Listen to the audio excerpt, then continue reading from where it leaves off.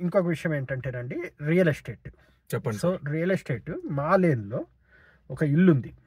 అది $4,75,000 పెట్టి ఇప్పుడు $4,25,000 పెట్టాడు. ఇప్పటివరకు అది అమ్ముడుపోలేదు. ఇంకా స్టిల్ 6 months అవుతుంది. సో జనరల్గా అమెరికన్ మార్కెట్లో తొందరగా అమ్ముడుపోతాయి, అది మీకు కూడా తెలుసు. కానీ 6 నెలల నుంచి అది అలాగే ఉంది. అవును. సో దీనికి ఒక థియరీ ఉంది సార్. అదేంటంటే ఇప్పుడు లెట్స్ సే మీ ఎస్టిమేట్ రఫ్లీ మార్కెట్ ఎస్టిమేట్ ఒక 460 ఉందనుకోండి. కొంతమంది ఏం చేస్తారంటే నాకు ఈ పలానా ఇల్లు గురించి తెలియదు, ఓకే నేను జనరల్ గా చెప్తున్నా. కొంతమంది కక్కుర్తిగా కొంచెం ఎక్కువ వస్తాయి, వాళ్ళు ఎలా అన్నా బేరం ఆడతారు, బార్గెన్ చేస్తారు అని చెప్పి 10-15 వేలు ఎక్కువ పెడతారు.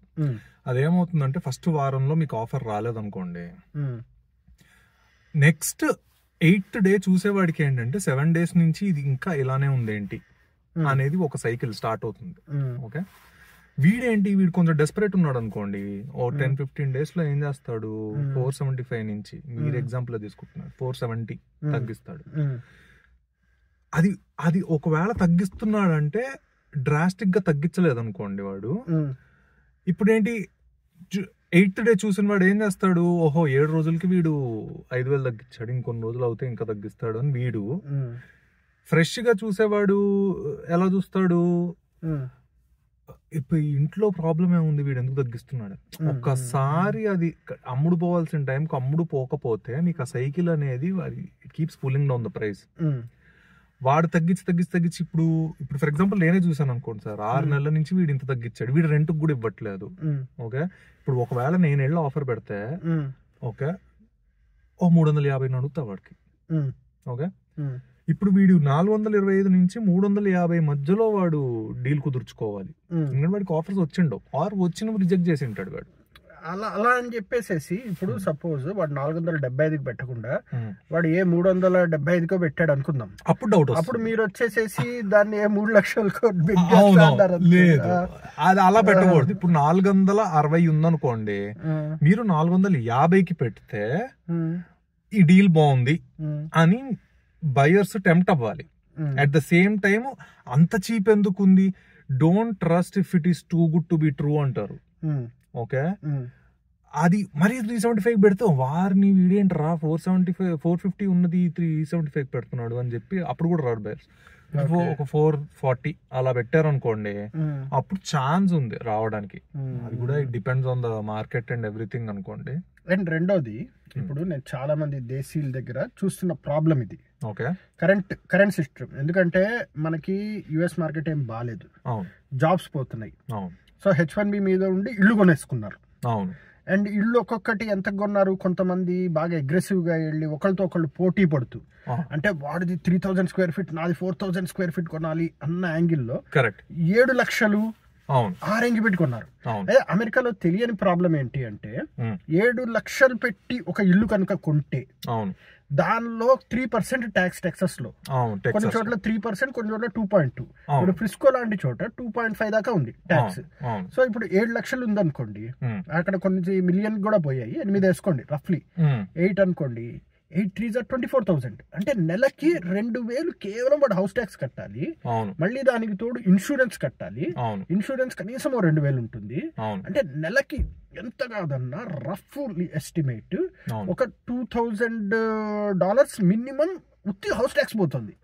అండ్ దాంట్లో మనకి లోన్స్ అవి ఇవి కూడా కట్టుకోవాలి, మళ్ళీ దాన్ని ప్రిన్సిపల్ డౌన్ పేమెంట్ చేయాలి, ఇంట్రెస్ట్ పే చేయాలి, అవన్నీ కూడా ఉంటాయి కదా. సో ఇంట్రెస్ట్ అరౌండ్ 5% తీసుకున్న వాళ్ళు కూడా ఉన్నారు. సో ఈఎంఐస్ కనుక మీరు చూసారనుకోండి, 2,100 కేవలం మన హౌస్ ట్యాక్సే పోయింది అనుకోండి, 4,000 పోతుంది. 4,000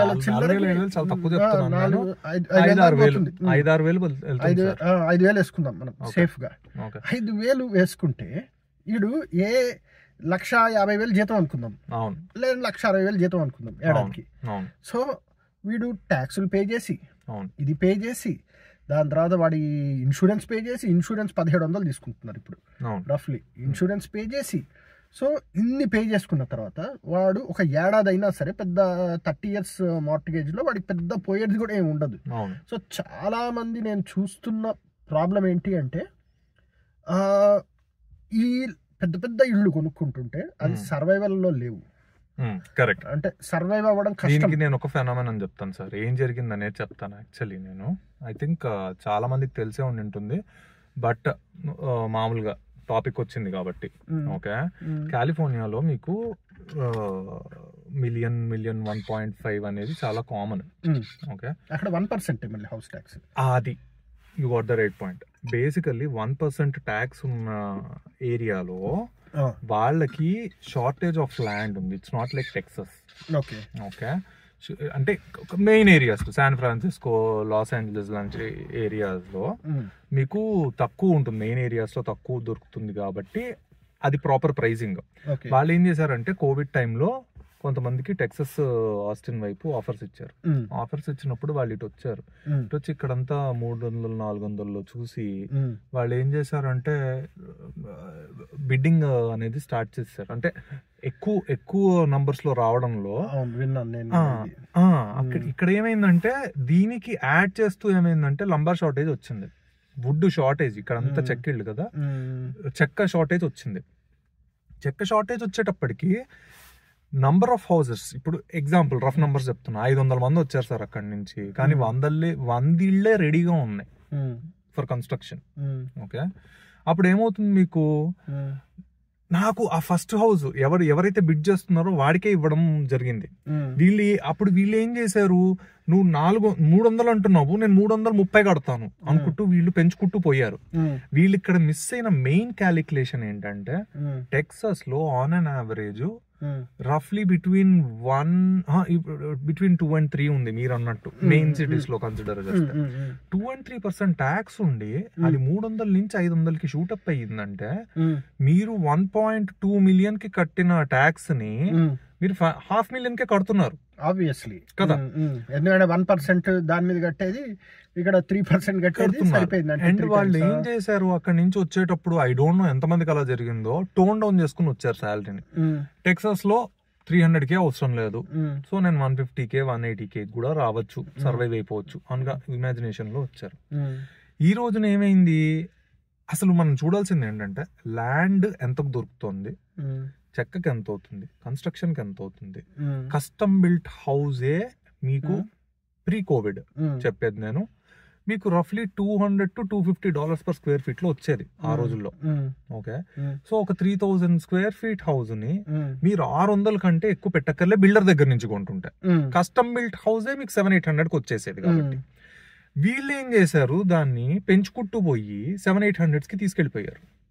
మీరు అందుకోసమే మీరు మార్కెట్ అనేది కాన్స్టెంట్ స్ట్రైట్ లైన్ పైకి వెళ్ళదు కదా, డిప్ అనేది చూసారు. ఇప్పుడు అది చూసి ఇప్పుడు కోవిడ్ అయిపోయిన తర్వాత రిటర్న్ రమ్మన్నప్పుడు వీళ్ళు ఏం చేస్తారు, రెంట్ కి పెట్టాలి, అమ్ముకోవాలి, రెంట్ కి పెట్టాలి, రెండే ఆప్షన్స్ అంతే కదా. రెంట్ కి పెడితే మీకు వచ్చే $6,000-5,000 ఈఎంఐ కవర్ అవ్వదు, ఎవడు తీసుకోడు. ఎందుకంటే వాడికి $2,000కి $2,500కి ఇల్లు అవైలబుల్ ఉన్నప్పుడు మీకు 4,000 పెట్టారు మీరు రెంట్ కి, మీరేదో దయాహృదయులు 5,000-6,000 మీరు ఈఎంఐ కడుతున్నా 4,000కి రెంట్ కి పెట్టారు. మీ దయని కూడా భరించే కెపాసిటీ రెంటర్ కు ఉండాలి కదా. వాడు నాకు అనవసరం అంటాడు. అంటే మన వాళ్ళందరూ తెల్లోళ్ళందరూ 1,500 square feet లో ఇల్లు కొనుక్కుంటుంటే వాళ్ళని ఒక ఎడ్డోళ్ళు చూసినట్టు చూసాం, వీడికి బుర్ర లేదంట. కానీ ఈరోజు 3,000-4,000 square feet హోమ్ కి అదే ఏసీ ఎక్కువ అవుతుంది, ఏసీ పవర్ ఎక్కువ అవుతుంది, చిన్నింటికి చిన్న కరెంట్. సో ఇక్కడ అన్ని క్లోజ్డ్ ఇవి కదా, సో అది కూడా పెద్ద ప్రాబ్లమ్స్, మెయింటెనెన్స్ ఎక్కువ, ఆ తర్వాత దాని ఏమంటారు హెచ్ఓవే ప్రాబ్లమ్స్ ఎక్కువ, గడ్డి కోయడం ఎక్కువ, అన్ని ఎక్కువ. ఎంత పెద్దదైతే అంత మెయింటెనెన్స్ ఉంటుంది. కరెక్ట్. అండ్ రెండోది ఇప్పుడు వర్క్ ఫ్రమ్ హోమ్ పోయి మళ్ళీ తిరిగి రమ్మంటున్నారు. అవును, అది ఇంకో పెద్ద బ్లాస్ట్, అది పెద్ద డ్రాబ్యాక్ కదా.